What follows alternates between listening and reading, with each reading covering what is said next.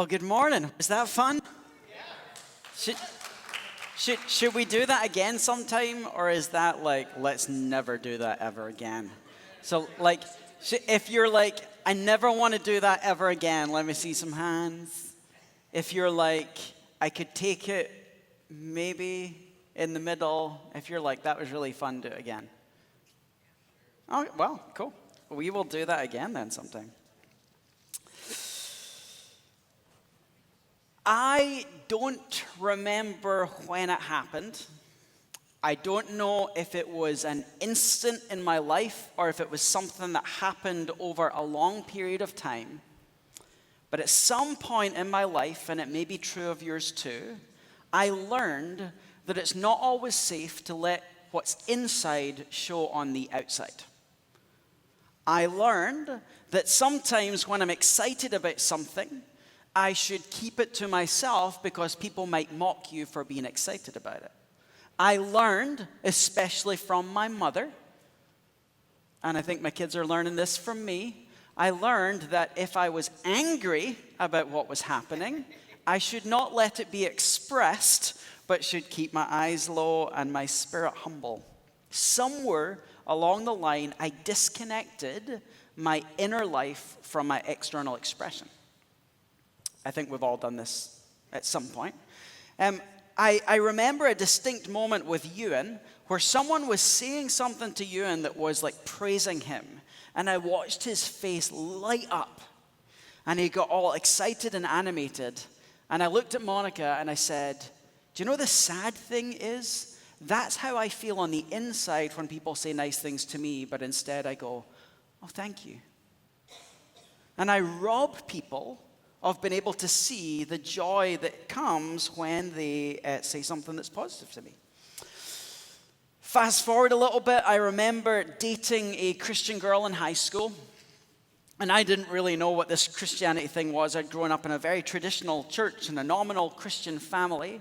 I remember dating this girl who was part of a family that were kind of like into this Jesus thing. And she would go to this event that was called Fire Starters, and it was one weekend a month, and all of these young people from 12 to 18 would gather, they'd worship, they'd pray, they'd break into groups, they'd go out in the town, there'd be some people dancing in the town, there'd be drama, there'd be acting, there'd be music. And I remember her telling me about it, and she'd come back, and I remember her saying to me this thing, and she's like, yeah, it drives me mad. They're people, they're like fakers and they're hypocrites. And I was like, because they put their hands up when worship's happening. And I'm like, what does that mean? And I'm like, so what are they doing? Well, the band starts singing and people are just like, wah! And they're totally just putting it on for the people in the room. They don't actually mean it. There's no way you can go from like arriving and getting out of the car and getting all your stuff sorted. And the music starts and you're just like, Jesus, I love you. She's like, they're faking it. They're putting it on for people. And I know some of them. They're over in the corner. They're speaking and gossiping and talking about people behind their back. They're angry people. They're sleeping around with other people. And then they turn up and it's like, wow. They're total hypocrites. And I'm like, okay, she feels very passionate about people putting hands in there. I'm like, do they put, like, what does that look like? Like, what's hands in the air? I don't know what this means and what is it? And so she explains that there's this thing where people put their hands in the air when they're worshiping. And I'm like, okay. So what do I do? Because I don't like to show what's on the inside on the outside. I go home and I'm in my bedroom.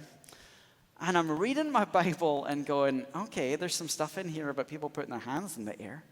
So I put some worship music on in my room, and I closed the door. And it was common for me to pray and to sing to worship music. I closed the door, and I put worship music on.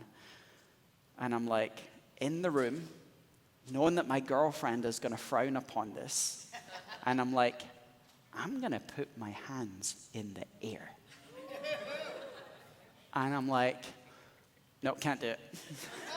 I'm like, oh, this is so weird. Why would I do this? Like, what's going to happen? Like, why would you put your hands in the air? And I have this wrestle, like, this is stupid. She thinks it's stupid, so why would I do it? Like, they're doing it in the Bible, but that's totally dumb. And so I have this moment where I'm like, okay, God, I don't know what this is about, but I'm just going to do it. So in my room, I'm singing a song, and I just put my hands up in the air, and I sing. I'd like to say the world changed. It didn't, but I will tell you, something happened in me in that moment. It was like, not everyone gets this, but it was like pins and needles. It was like static electricity in my body. And in part, I think it was encountering the presence of Jesus in my bedroom. In part, I think it was something physiologically happening in my body as the inner life and the outer life reconnected in a way that I had disconnected. I fast forward again. I'm sitting with my mentor in a Starbucks in Glasgow, Scotland. We'd planted a church together. I had just preached on Sunday. We get together and he wants to talk with me about the sermon and give me some feedback. And as he would always do, so how do you feel it went? And so I'm like, well, I did this and I did that, and that went too long, and I didn't communicate this very clearly, but overall, I think I did a good job. And he's like, great, do you want some feedback? And I was like, yeah, sure. He's like, how honest do you want my feedback to be?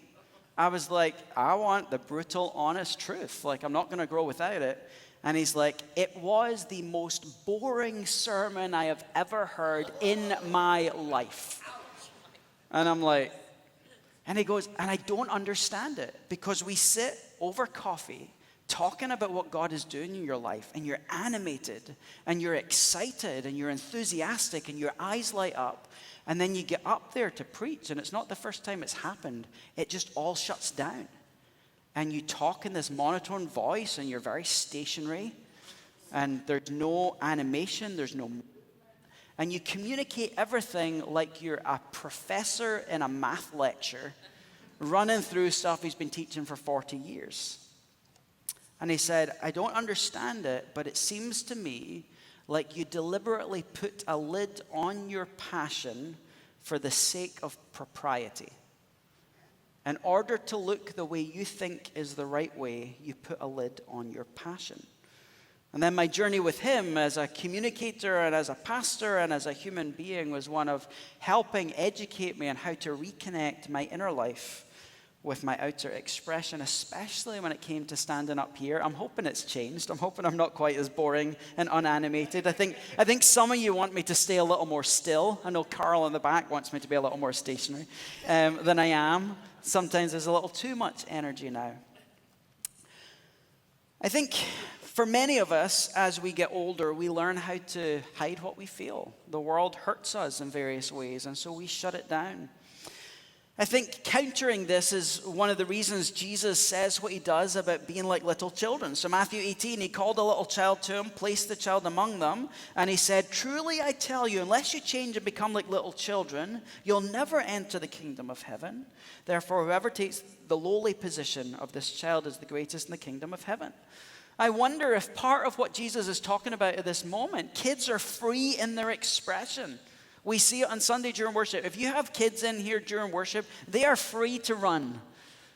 You might have to keep them from going backstage and jumping off something, but they are free to run and be themselves. But as adults, we watch kids, and in many senses, we're envious of kids and the freedom that they feel. But as adults, we feel like there's a proper way to be. And not all the time. Sometimes there is a proper way to be, but sometimes we squash who we're required to be and squash what's going on inside of us. So when it comes to faith, we have to reconnect our head with our hearts, with our hands. We've got to learn to reconnect mind, soul, spirit, and body together in the way that we engage our faith. Now, we know this because we try and pursue Jesus, and we say we understand that we're supposed to make disciples of all nations, and we want to make disciples of all nations, but it's much easier to sit on the couch and watch a TV show than it is to go out and actually share the gospel with our neighbors. So we regularly encounter the disconnect between head, heart, and our hands as we work in the world. But when it comes to worship, it's the same thing. We have to relearn how to connect our head and our heart and our body in our worship experience so that what we feel toward Jesus on the outside is expressed, what we feel on the inside is expressed on the outside. There are many movements and periods of time in the history of the church that have deliberately disconnected the head and the body. There are movements in the church that have said this body is fleshly, it's the source of our sin, all the things that we want to do with our body are evil, and so instead we've got to cultivate our soul and focus on our spirit, and we're going to be in prayer and in worship, and those things, we're going to learn truth. Those things are what matter, and what we do with our body doesn't. And our traditions, the traditions you grew up in the church. Some traditions of church celebrate sitting in stillness for a church service. If you're in a charismatic expression, you've grown up where people dance and wave flags and they wave their hands in the air and they bow down on the ground. If you grew up in a high church tradition, the Anglicans, the Catholics, the Episcopal, the Eastern Orthodox, they're going to stand for parts of the service. They're going to recite. They're going to kneel. They're going to cross themselves, using their body all through the service as a means of expressing their faith. So for many of us, the way that we engage in worship with our physical body is something that we've inherited from the tradition around us, we've inherited from the culture around us, or we've inherited through the disconnect between our heart and our body that we've inherited through the brokenness of our experience. We need to reconnect our head, heart, and hands. The Bible is replete with examples of body and how it engages in worship. So what I'm going to do here, I'm going to fly through some verses in Psalms just to show you some of the movements that happen here. Now, I'm limiting this only to Psalms. There are hundreds of places you can go in the Bible to look at this. And why am I limiting it to Psalms? Because Psalms is the worship manual for the church and has been for the church for 2,000 years, and for the Jewish nation before that. These are the songs they would sing and were the texts that were used to educate the nation on what it meant to worship God as they engaged them in the temple. So let's look at some of the things the Psalms say. Sing joyfully to the Lord, you righteous. It's fitting for the upright to praise him. Praise the Lord with the harp. Make music to him on a 10-stringed lyre. Sing to him a new song. Play skillfully. I didn't highlight that word, but that's an action. Shout for joy, for the word of the Lord is right and true. He's faithful in all he does. The Lord loves righteousness and justice. The earth is full of his unfailing love. Psalm 47, clap your hands, all you nations. Shout to God with cries of joy. For the Lord Most High is awesome, the great King over all the earth. Psalm 63, one of my favorites. You, God, are my God, and earnestly I seek you. I thirst for you. My whole being longs for you in a dry and parched land where there's no water. I've seen you in the sanctuary. I've beheld your power and your glory. Because your love is better than life, my lips will glorify you. I will praise you as long as I live, and in your name I will lift up my hands. This isn't Psalm 63, this is Psalm 95. Come, let us bow down and worship. Let us kneel before the Lord our Maker, for he is our God, and we are the people of his pasture, the flock under his care. Now just notice in this psalm, the invitation is to bow down and to kneel, but they're not doing this. Today, if you would only hear his voice, do not harden your hearts. For the psalmist writes in Psalm 95, a hardened heart refuses to bow down and kneel in the presence of the Lord. Psalm 119, my flesh trembles in fear of you. I stand in awe of your laws. We figuratize this. So we're like, when I stand in awe of something, we mean an internal posture. The Bible means physically. I stand in awe of your laws. And whenever it was read, the congregation would stand together, the reading of the word. Psalm 123, I lift up my eyes to you who sit enthroned in heaven. Psalm 149, right at the end of Psalms, praise the Lord, sing to the Lord a new song. His praise in the assembly of his faithful people. Let Israel rejoice in their Maker. Let the people of Zion be glad in their King. Let them praise his name with dancing, heaven forbid, and make music to him with timbrel and harp, for the Lord takes delight in his people. He crowns the humble with victory. In Psalms, you see at least 11 postures that are taken during worship, using our voice to speak God's praises, to sing or to shout with joy, using our hands raised, clapping, playing musical instruments, using our body, bowing, and when it's bowing, it's face down on the ground, kneeling, sitting, standing, dancing. The people of God were to freely express their love and devotion to the God who had rescued them from darkness and called them to be his own people. When I look at this list, I don't know that I feel this describes our Sunday morning gatherings. Some of it is. Some people are perhaps a little more free than others. But I would love to see a psalm-like expression of our devotion to God. Sometimes the right expression is to sit quietly in your seat with no instruments on the stage, as with just our voices alone, we sing a new song. Sometimes we're called to take what we feel inside and allow it to show on this body that we inhabit. We've disconnected the spontaneity of our expression from our worship. 3 most common words in the Bible for worship. So when you see them, they'll be translated often as the word worship.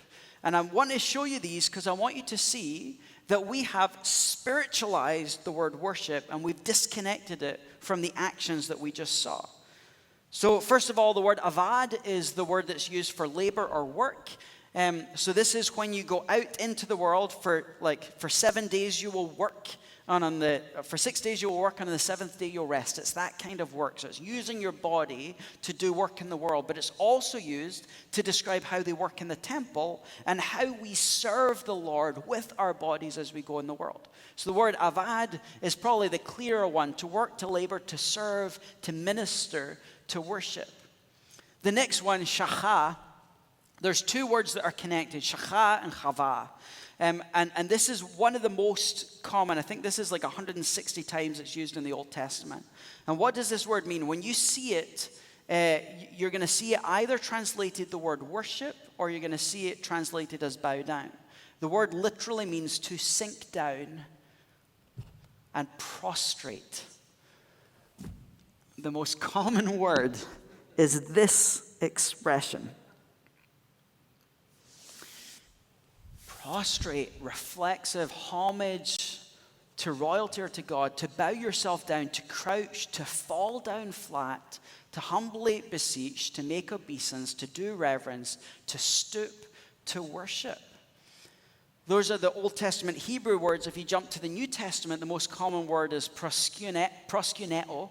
And again, to express in attitude or in gesture one's complete dependence on or submission to high authority. So how would they translate it? Fall down and worship. Do obeisance to prostrate yourself before, to welcome respectfully. So these words in the Bible that are often translated worship, what we do is when we read them, we say worship is to gather with the people of God and sing songs. And so when we read those words, we assume the description of worship is the people of God gathering together to sing. And we take out of the word all of the physical expression that lies at the heart of what the word means. It was less about singing, and it was more about what they did with their body in relation to the God that they worshipped. David is the one that out of that worship sets up a system where they have musicians who are leading song in the temple. The posture came before even the singing. Again, when I think about the definitions of these words, I don't think what I see in many churches described as worship matches the descriptions of the words that we have in the Bible. When it comes to God, and when it comes to worship, and when it comes to the Sunday morning experience of worship that we do through congregational singing, posture matters. Posture matters. I want you to think about this in the world, right? Posture matters in our world. If someone, I could go back in time to me with Monica, when someone wants to propose to their significant other, what do? They drop to a knee, because being on your knee symbolizes what you're about to do. At a sports game, Your team scores a goal. If the whole stadium just sat. Did you see that? That was interesting. Good job. Good job. Right? They're jumping up and down. We're high-fiving each other. People are ripping their shirts off in celebration. Streamers are flowing with joy. Think about what happens when you meet the President of the United States of America. There's a posture you're expected to take as you meet this person of importance. If you fly across to the source of your country, you would stand before, sadly not the Queen, it's now the King. And for men, you're expected to stand at attention and greet the King. And if you're a woman, you're expected to curtsy. There are responses we're supposed to have. What do you do if you sing the national anthem or say the Pledge of Allegiance? Right? We have postures built into our society. You want to teach your kids to be confident, you teach them a firm handshake and make eye contact. That teaches confidence to your children. What happens if a cop comes at you and wants to arrest you? Put your hands in the air. Don't move. We have posture built into all of society, and there are certain actions that if you do them, everybody knows what they mean. And then when we come into church, we say, well, I'm not a posture person. Did you get down on the knee to propose to your spouse? Did you ever learn, if you were in the military, how you're supposed to stand or how you're supposed to march? We learn these things. Some people say, it's not my personality to be expressive. That's okay. But sometimes we should not let our personality dictate our relationship to Jesus. And we should choose to step out of what is comfortable in order to offer our body to him. Posture in worship is like many things in our faith. It's an outward expression of the internal reality. It's exactly what baptism is. I know there's people in the room, if you're following Jesus and you haven't been baptized, this is the most important thing you can do in your faith journey.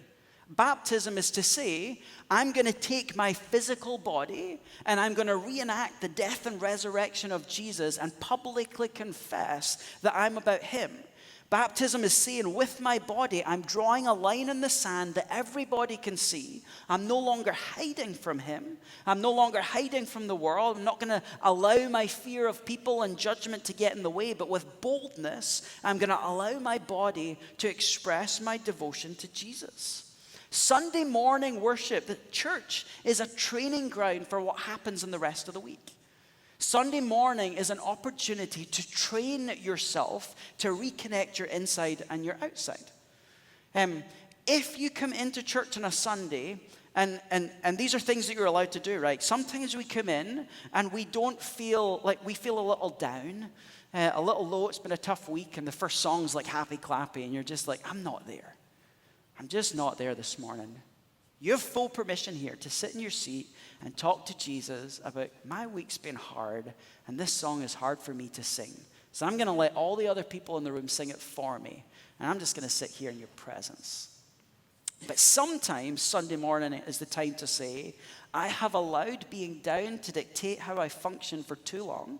So this morning, I'm going to stand up and I'm going to dance in the presence of the Lord to encourage my body to function the way it needs to function in relation to the Lord. Sometimes it's to say, I don't really like to sing. I'm concerned about how my voice sounds to the people around about me. So I just sit and listen because I don't want to inflict this on, sorry, Kim and Shelby and Aaron, don't want to inflict on the people that can hear me. And sometimes it's to say, I care more about Jesus and expressing devotion to him than I do about the people in the room. So I'm just going to let it come freely to him. If you can't sing a song when you don't want to sing a song, what hope do you have sharing the gospel when you risk rejection and persecution?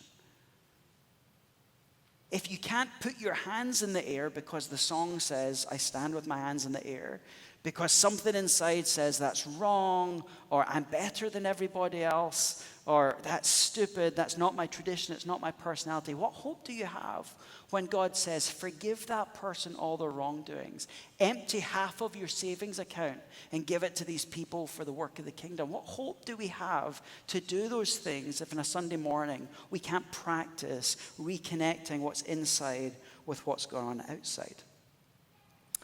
The importance of posture comes up when you think, and this is one of the ways I think that drives this home for me, basic communication theory. Basic communication theory says that 70 to 93% of communication is nonverbal. So there was a guy, Albert Mehrabian, who in 1970 popularized a theory that's been repeated multiple times in different studies. So the number is quite broad. But in his research, he discovered that when it comes to communication, 7% of communication is the words that we speak, 38% of communication is the tone that we use, and 55% of that communication is what we do with the rest of our body. Multiple people have tried different studies, so there's this variance, but all of the studies say that the majority of our communication is nonverbal. When we are safest and when we are most free, our inner life and our outer life is most aligned.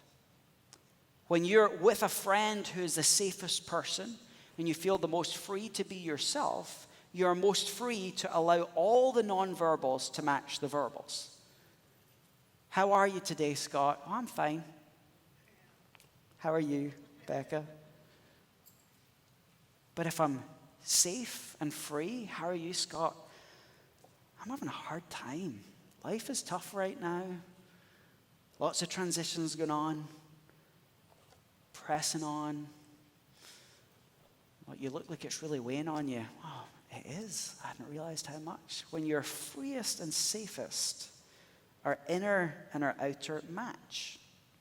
Sunday morning should be a space where people feel free and safe in the presence of Jesus and in the non-judgmental presence of the body of Christ to practice letting what's on the inside show on the outside. Question for you.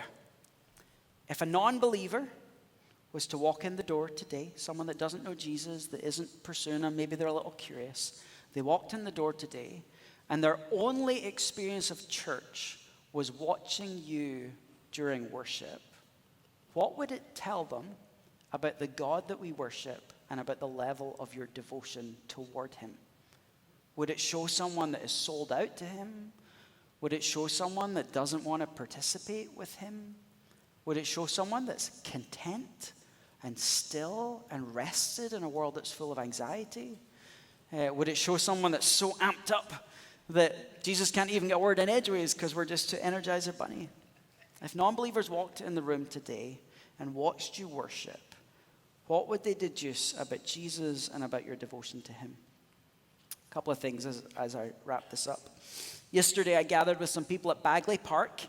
A group of people were meeting to pray for Washington County. And at one point, as I was in the back worshiping, I turned around and I saw this dear, sweet, elderly lady. I watched her shakily lower herself to the ground and just worship her heart out.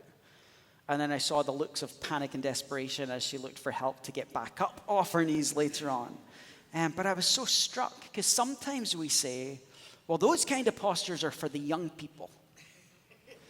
My body can't do that anymore. Sometimes we've got to tell our body, though it doesn't feel very good to do it, for Jesus just this once, I'm going to get down on my knees and I'm going to flop and flail trying to get back on my feet for him. And it's not just the elderly that have to flop and flail. I'm pretty good at that as well. It reminded me, I showed this picture last week, it reminded me of watching Ella a couple of weeks ago and all these young people. As I watched her, it's the reason I took the photo of her, looking at this elderly lady and then going just a couple of weeks ago, watching all these young people. It doesn't matter how old we are, where we are. One of them's in a worship setting. One of them's in the middle of a park in downtown Hillsborough. It's not about age. It's not about personality. It's not about place. It's about practice. I could tell that this was a lady who had practiced worshiping Jesus.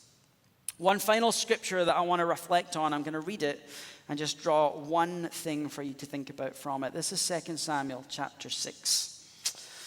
David went to bring up the ark of God from the house of Obed-Edom to the city of David with rejoicing. When those who were carrying the ark of the Lord had taken 6 steps, he sacrificed a bull and a fattened calf. Wearing a linen ephod, which technically is underwear.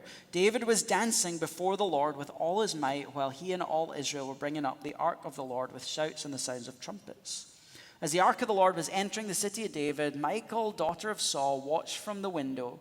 And when she saw David leaping and dancing before the Lord, she despised him in her heart. They brought the ark of the Lord and set it up in its place inside the tent that David had pitched for it. And David sacrificed burnt offerings and fellowship offerings before the Lord. After he'd finished sacrificing the burnt offerings and fellowship offerings, he blessed the people in the name of the Lord Almighty. Then he gave a loaf of bread, a cake of dates, and a cake of raisins to each person in the whole crowd of Israelites, both men and women. I'm just going to say those are aphrodisiacs culturally. So he gave them to the men and women and sent them home. They all went home quite promptly. When David returned home to bless his household, Michal, daughter of Saul, came out to meet him and said, "How the king of Israel has distinguished himself today, going around half naked in full view of the slave girls and of his servants as any vulgar fellow would." David said to Michal, "It was before the Lord who chose me rather than your father or anyone from his house when he appointed me ruler over all God's people. It was before him. I will celebrate before the Lord. I will become even more undignified than this, and I will be humiliated in my own eyes. But by these slave girls you spoke of, I'll be held in honor." There are two different postures in this passage, internal postures. David's spirit, a spirit that was free in the presence of the Lord, that in joy and rejoicing stripped half naked and danced in the presence of the Lord. And then his wife, Michal, whose spirit was one of judgment and condemnation, who felt she was the one that could dictate what worship was supposed to look like for God and in the lives of God's people. When we set ourselves up as the judges of worship, we look more like Michal than we look like David. And I think for many of us, when it comes to worship, whether it's here or other places, I think if we're honest, more of us spend more time like Michal than we do like the one who was called a man after God's own heart, who danced freely and nakedly. I will tell you, I'm going to draw a line. You are welcome to dance here, but you have to keep your clothes on. So in a moment, I'm going to have you reflect on that passage. I want you to think about your heart toward worship. I want you to think about your heart toward posture. I think back to my high school girlfriend. She was Michal, looking at people worshiping freely before the Lord and judging and criticizing and complaining rather than worshiping freely. And what happened? Me, who was barely walking with Jesus, was being shaped that was not an okay way to worship. And I had to fight through that mantle that she put in my life to encounter the presence of God. We have to be very careful how we worship. Let me finish with this blessing, and then you can have a quick conversation. St. Teresa of Avila prayed this prayer and this blessing that I want to pray over you. She wrote, "Christ has no body now but yours. No hands, no feet on earth but yours. Yours are the eyes through which he looks compassion on this world. Yours are the feet with which he walks to do good. Yours are the hands through which he blesses all the world. Yours are the hands, yours are the feet, yours are the eyes. You are his body. Christ has no body now on earth but yours." So, when you come on a Sunday to worship, and as we worship to wrap up the service, may your body be offered to Jesus as an instrument of righteousness. And today, as we sing songs, he has no body on this earth to worship with but yours. So allow Jesus to express his affection through you to his Father, and allow it to show. So let me pray, and then I'll give you the question to reflect on. God, I want this to be a place where we are free. Freedom means that we can choose to do and that we can choose to abstain. I want this to be a place where people can come and sit in stillness and quiet and enjoy your presence. want this to be a place where people can come and not sing because they don't feel like it today. I want this to be a place where people can sing loudly and out of tune because they're praising you. I want this to be a place where people dance in your presence, where they fall face down on the ground, where they raise their hands. God, it's not about the external posture. God, what I want is a church full of people who are so in love with you, whose devotion for you is so strong that it bursts from them. And whatever posture that needs to take, but God, would you free us? Would you reconnect our head and our heart and our hands in your presence? And may you receive the glory in Jesus' name. So before we sing a couple of songs to finish, here's your question. Turn to some people next to you. In what ways do you reflect the Michael spirit when it comes to worship?